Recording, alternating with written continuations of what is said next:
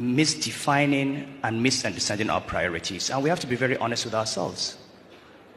I'm an economist, and I always talk economics, and we look at the numbers, and we look at poverty.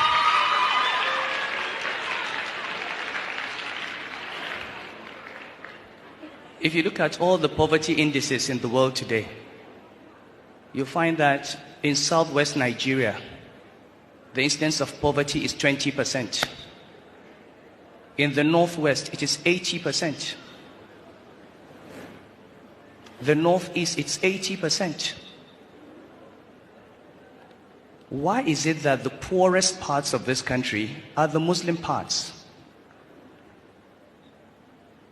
Why is it that in a state that started Sharia in 1999, and we just heard the opening verses today, Iqra bismi rabbika alladhi khalaq. This is the very first verse revealed in the Quran.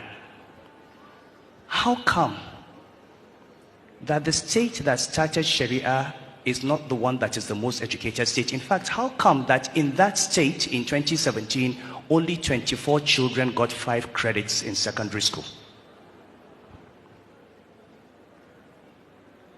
How do we define Sharia? How do we define Islam? Illiteracy? Malnutrition? Children on the streets? We have to ask ourselves.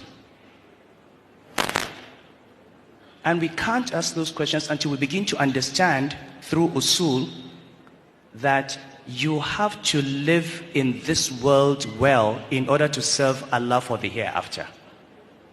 For Islam to prosper, we need educated Muslims. We need Muslims that are not begging. We need Muslims who are standing on their feet. Believe me, if poverty continues in the north, Islam will disappear from the north. The Prophet said, Allahumma inni a'udhu bika min al-kufri wal-faqri. Allah, I seek refuge with you from disbelief and poverty. And he said, Kad al-faqru an yakuna kufran. Poverty can lead to disbelief. These children that we see as al-majiris and we laugh at them and we treat them as victims, somebody will just come and pick them up, put them in a school, give them medical care, and convert them to another religion. And they will do that by the hundreds and the thousands. So, what we see on the street is a product of bad economic policies and wrong priorities. These children are not criminals, they are victims.